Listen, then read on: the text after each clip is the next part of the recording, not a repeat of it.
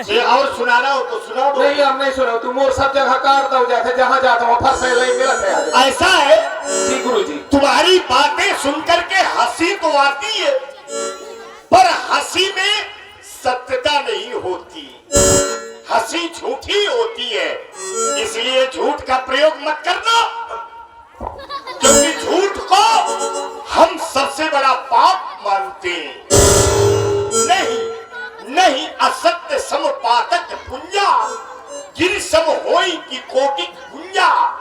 जैसे करोड़ों खिंचुल मिलकर के एक पहाड़ नहीं बन सकते, वैसे बहुत से पाप मिलकर के एक झूठ नहीं बन सकते। झूठ इतना बड़ा पाप होता है। गुरुजी तो मैं झूठ नहीं बोल रहा हूँ, विद्या सा वहाँ पर है, वो पढ़ो लिखो है नहीं, शिक्षा का अभाव है। ठीक है, जैसा है। एक बात बता, पैर पड़े है तूने, अब तूने तो कहा था कि गुरु बाबा की पूंछ को प्रणाम। पूंछ कहा है? पूछ सबको पूछा था ना कि महाराज आए हैं, तो यह पूछा मुझे समझ में। तुम पूछते होगे, हमको पूंछ की यश की चिंता ही नहीं है। ऐसा ही मुझे समझ में नहीं आओ गुरुजी।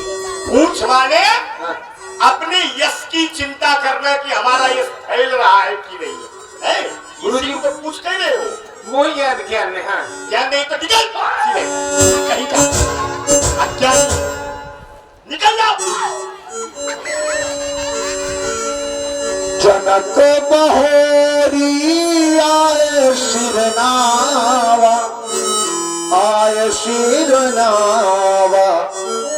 भगवान परशुराम को विनय रास्ता प्रणाम स्वीकार हो।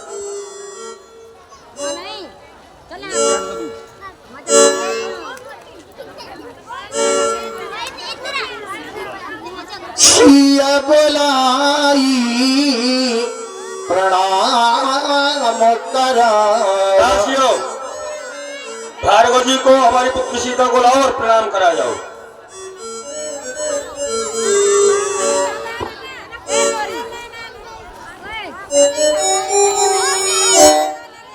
राजा जनक, जिस बालिका से हमको प्रणाम करवा रहे हो, इस बालिका को देख करके ऐसा लगता है जैसे माता लक्ष्मी हो, फिर ऐसा लगने लगता है कि जैसे माता पार्वती हो, फिर ऐसा लगने लगता है कि जैसे माता ब्रह्मांडी हो।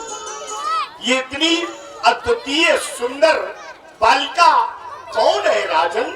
तुम्हारी कौन है? ये दासी की पुत्री है, इसका नाम सीता है।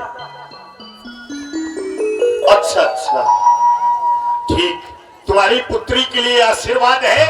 नहीं, हमने अभी तक यहाँ पर समाज में किसी को आशीर्वाद नहीं दिया है, तुम्हें भी नहीं यहाँ तक की। इसलिए यह मुझे प्राप्त हुई पृथ्वी से। वही तो मैं पूछ रहा था। यही तो मैं बतला रहा हूँ, इसका नाम सीता है, दूसरा नाम इसका भूंजा है। एक समय मेरी राज में अकाल पड़ जाता है, पंडितों से विचार करवाया। पंडितों ने कहा कि आप सोने का हल बनवा करके अपनी राज में चलाइए, वर्षा हो। वैसा ही मैंने किया। ये मुझे पृथ्वी से प्राप्त हुई, इसका नाम सीता और दूसरा नाम भूंजा है।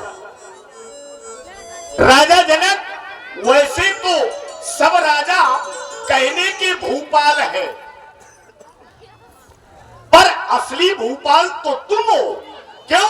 क्योंकि जिस समय किसान खेतों में जाता है, हल चलाता है, तो ये पृथ्वी माता उसे अन्न देती है।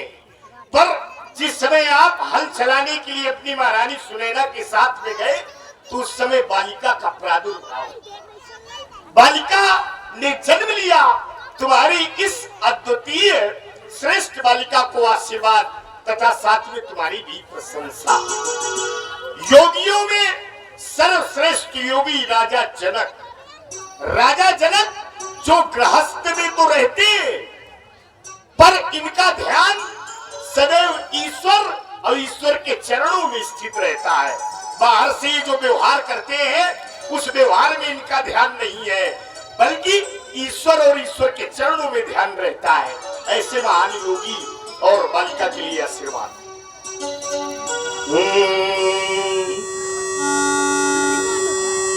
राज रानी बनूं,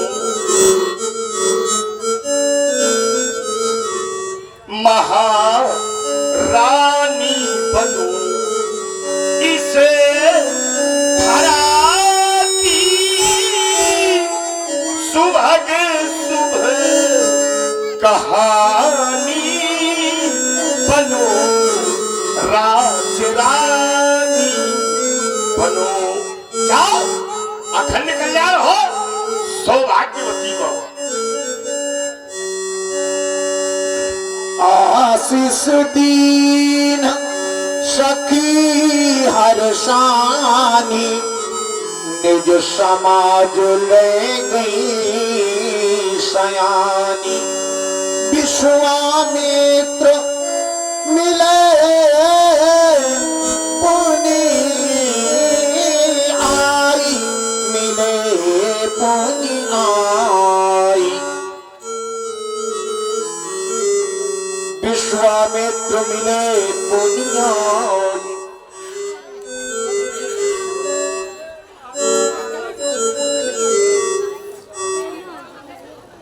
ओ बाबा जी आइए।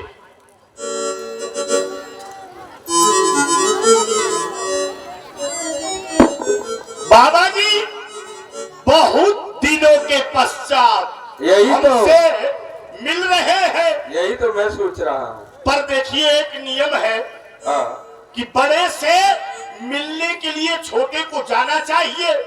ये हमारे बाबा है, पर ये स्वयं मिलने के लिए आए हैं, तो इसमें नियम न टूट गया। अब बेटा राम लक्ष्मण, हम जानते हैं महाराज, हम जानते हैं कि नियम से बढ़कर के प्रेम होता है। हाँ, नियम से बढ़कर के प्रेम होता है। हमारे प्रति आपके अंदर इतना प्रेम है कि आपने नियम पर ध्यान नहीं दिया, प्रेम पर ध्यान दिया।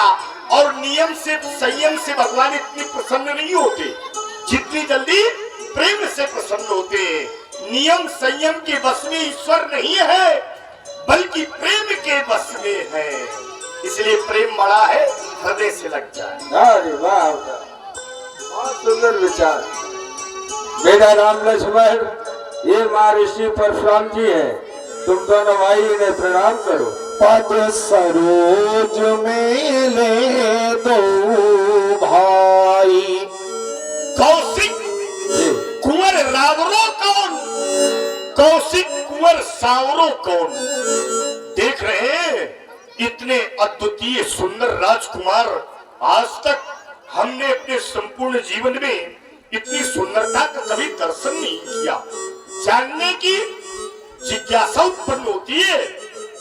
महामुनि, ये दोनों राजकुमार कौन है, किनके पुत्र हैं और आपके कौन है? महाराज, आपने 99 यज्ञ मेरे पूर्ण करा करके भद्रगा आश्रम चले गए। उसके बाद में बक्सर वन में निशाचरों का आतंक इतना फैल गया कि मेरा यज्ञ नहीं हो पा रहा था, 100वां यज्ञ। फिर मैं इच्छावश राजा दशरथ के यहाँ पर गया। ये उनके पुत्र हैं, एक का नाम राम है, एक का नाम लक्ष्मण है। इन्होंने ही मेरे यज्ञ की रक्षा की है। ताड़का, सुहाव, मारीच इत्यादि निशाचर कर्मठ योद्धाओं को रणभूमि में संगारा है। आप इन्हें आशीर्वाद दें महाराज। अवश्य महामुनि, हम अपने आशीर्वाद से इन दोनों को अलंकृत करते। हाँ, पिता राम लक्ष्मण, तुम दोनों के लिए आशीर्वाद है। सदा बनाते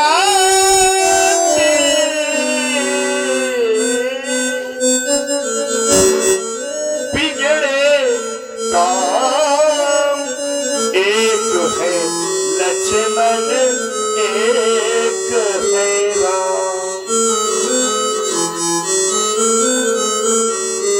बन जाओगे चारों धाम, जन जन के तुम हो अभिराम।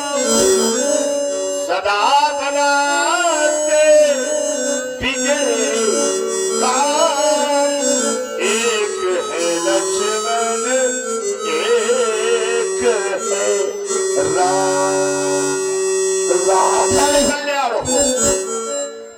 राम ही चितई रहे खकिलोचन, रूप अपार मार मद मोचन।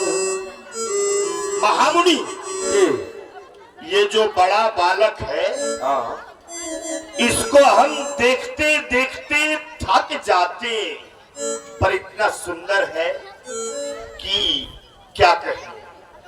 राम तुम्हारे नैना जग से न्यारे लगते हैं, घायल कर देते हैं, फिर भी प्यारे लगते हैं, न जाने क्यों। जाओ महामुनि, दोनों बालकों को ले जाओ। जय हो। बहुरी दिलों की विदेशन, काहू का है अति भीर, पूछत जानो अजानो जिमी, व्याप्यो कोप शरीर। मिथिला में इन राजाओं की भीड़ का कारण क्या है? शीघ्र शीघ्र में ज्ञात करा, अन्यथा परिणाम भयानक होगा। समाचार कही जनक सुनाए, यही कारण महीप सब आए। राजाओं का आना जो कारण मैं आपको बतला रहा हूं। स्वामी शिव जी का पिनाक पुत्री ने उठा लिया कर से, बस उसी समय ये प्रण था किया होशिया की शादी उस वर्ष से, जो इस पिनाक की डोरी को कानों तक खींच चढ़ाएगा, वही बने दामाद मेरा, मेरी पुत्री को पाएगा। तो क्या धनुष टूट गया? हाँ, मेरा प्रण पूर्ण हुआ। कहाँ है अजको?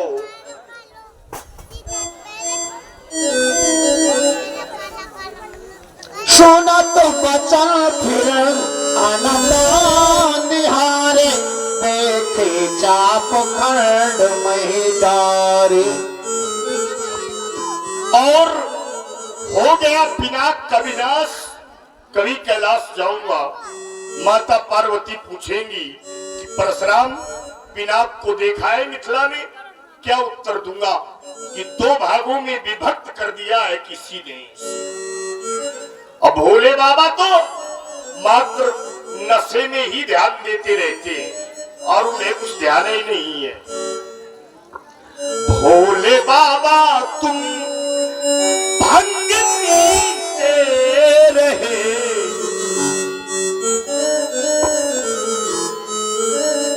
टूटे अजगो गया, टूटे अजगो गया, भंग के रंग में मस्त तुम हो गए, टूटे अजगो गया, टूटे अजगो गया। भोले बाबा तुम भंग पीते रहे, टूटे अजगो गया, टूटे अजगो गया। जाओ विराट, तुम्हारी आत्मा को शांति मिले, पर जिसने तुम्हारा अपमान किया है वो जीवित अब नहीं बचेगा। अतिश बोले बचन कठोरा, कहु जड़ जनक धनुष के तोरा। और राजा जनक, थोड़ा दाएं हो जाओ, बाएं। धनुष का खंडन करने वाला कौन है? शीघ्र शीघ्र हमें पता कौन है, अन्यथा परिणाम क्या होगा सुन ले। बेग दिखाओ तो आजू, उलटो मही जहां लगी तव राजू। शीघ्र शीघ्र धनुष खंडन कर्ता को हमारे सामने उपस्थित कर, अन्यथा जहां तक तेरे राज्य की पृथ्वी है, संपूर्ण पृथ्वी को हम उलट पलट देंगे। तुम्हारी प्रजा समाप्त हो जाएगी।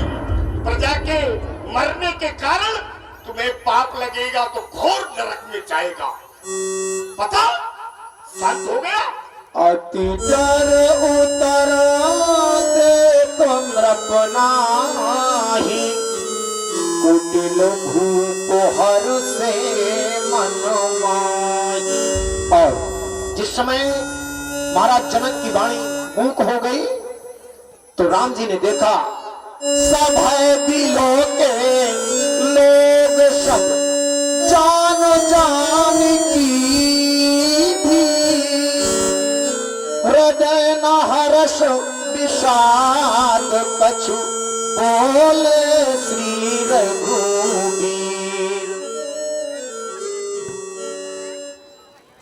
हे नाथ, भगवान शंकर के बिना का खंडन करने वाला कोई आपका दासी होगा। कहिए इस दास के लिए क्या आज्ञा है? शिव धनुष तोड़ने वाला भी कोई इस क्या प्यारा होगा जिसने ऐसा अपराध किया। वह दास आपका ही होगा जो कृपा पाथे गुरुओं का, वो कब किससे डर सकता है? जिन पर है कृपा ब्राह्मणों की, यह कार्य वही कर सकता है। कहिए महाराज इस सेवक के लिए क्या आज्ञा है? शांत हो जा। क्या बक रहा है?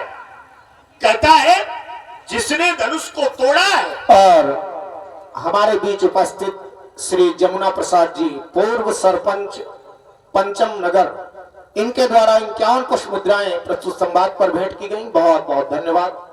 राम, तुम कहते हो कि जिसने धनुष को तोड़ा है वो हमारा दास है। तो ऐसा है जैसे तुम्हारे गुरु बाबा की कुटिया में कोई आग लगा दे और उस व्यक्ति से पूछा जाए अपराधी से कि किसने आग लगाया है, तो वो कह दे कि गुरुजी के शिष्य ने लगाया है, तो क्षमा कर दिया जाएगा उससे। अपराध तो अपराध होता है। अच्छा, तुम कहते हो वो दास है। अगर वो दास है तो उसने हमारी आज्ञा से थोड़े धनुष को तोड़ा है। अगर हमारा दास होता तो हमारी आज्ञा मानता, और जब आज्ञा मानता तो कभी धनुष को न तोड़ता। इसलिए तुम्हारी बातें ठीक नहीं है। वो दास नहीं है, सेवक नहीं है, बल्कि सहस्त्राबाहु राम जही शिव धनु तोरा, सहस बाहु सम सोरी मोरा। सहस्त्राबाहु, जिसने हमारे पिताजी के आश्रम से कामधेनु नामक गौ का हरण किया था, इसके बाद में हमने इस परशु के द्वारा उसका विनाश किया था, उसी प्रकार का, उसी कोटि का, उसी समानता का धनुष खंडन करता है। इसलिए समाज के लिए हमारी घोषणा है। बिलगाऊ बिहाई समाजा, नत मारे चाहिए सब राजा। धनुष तोड़ने वाले को समाज से अलग कर दिया जाए अथवा समाज ही उससे अलग हो जाए। अगर ऐसा ना हुआ तो जितने भी राजा हैं सब राजाओं का हम वध कर देंगे। यह हमारी घोषणा है। सुनु मोनी बचन लखन मुस्काने, बोले परशु धरहि अपमाने।